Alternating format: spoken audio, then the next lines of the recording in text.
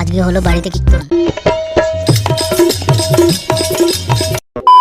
বাড়ি বলতে শ্বশুর বাড়ি। সকালে ঘুম ভাঙে শালিদের ক্যাচর ম্যাচর শুনে বলে বাজারে যাবা না, আর কি আমার কম্বল পরে চলে যাই আর রাস্তা দিয়ে মামার পেছু পেছু। তার রাস্তায় এসে দেখি মানুষ তো দূরে থাকে, রাস্তায় গাড়িও নাই। তা কুয়াশা ভরা মাঠের পাশ দিয়ে যাইতে থাকি বাজারের দিকে। মামা যায় আগে আগে, আমি যাই মামার পেছু পেছু। তা অনেকক্ষণ পর চলে আসলাম বাজারে। তা মামা হাটে পিছনে ব্যাগ নিয়ে, আমি যাই পিছনে ভিডিও করতে করতে। তা বাজারে ঢুকে দেখি সেই ভিড় দেখা প্রথমে যাই বেগুন কিনতে, তারপর যাই সিম কিনে বাঁধাকপি কিনে, আর ভিডিও করতে পারি না, একেই এত ভিড়, আবার হাত ভরা বাজার, না পেরে ভিডিও বন্ধ করতে হয়। তা শেষমেশ বাজার করে বাড়ির দিকে যাই। মামা আগে আগে, আমি পেছু পেছু চলে আসলাম বাড়ি। এত কিছু বাজার করে বাজার দেখে চলে যায় মামা বাড়ি। আইসা দেখি দুইজন গেছে স্কুলে পরীক্ষা দিতে, আর দুইটার আছে দুপুরে পরীক্ষা। ওরা আমায় বলে জিনিসগুলো দিয়ে আসতে হবে ওই বাড়ি, আগে মুখ ধুয়ে নি। মুখ ধুয়ে মুখ মুছে সিলিন্ডার নিয়ে যাওয়ার সময় এটা কি হতো, এটা যদি পড়তো তবে কি হতো।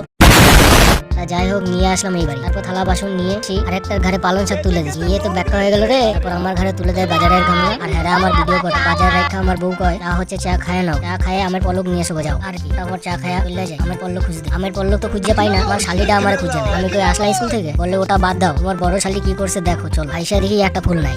এখানে একটা ফুল ছিল, বড় ফুল ছিল, এটা ছিঁড়ে নুড়ি ভাজা করে ফেলেছে। কেডা?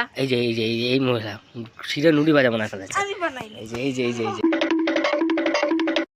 আর কি করা, আমের পল্লক নিয়ে যাই বাড়ি। আইসে বাড়িতে আমার শালি ভাত দেয়, আমি খাই, আবার লজ্জাও পাই। হাসাহাসি কইরা খাইয়া একটু শুলাম। শুতে না শুতে সবাই বলে ওগো রান্না খাবার শুন আনতে হবে। উঠে চলে যাই আনতে। নিয়ে আসার পর নিয়ে আইসা পড়লাম, কিন্তু তাবু তো আনতে ভুলে গেছি, আর কি আনতে যাই। আবার নিয়ে আইসাও তো বিপদে পড়লাম। এই মই যদি ভাঙ্গা যায় তবে আমার কি হবে, পাল ভালো ভাঙে নাই। তা আমি আর একটা দাদা মিলে তাবু টাঙিয়ে দিলাম। তাবু টাঙানো হয়ে গেলে একটা ডাব নিয়ে আমি একাই যাবো না, একটা আমার পিছন ধরে আবার নাও সাইকেল চালাও। সাইকেল চালায় হাঁপায় গেছে। আসার সময় আমারই চালায় নিয়ে আসে। দেখি পরীক্ষার এত চাপ, খালি আমার বই পড়া শুরু করে দিছে।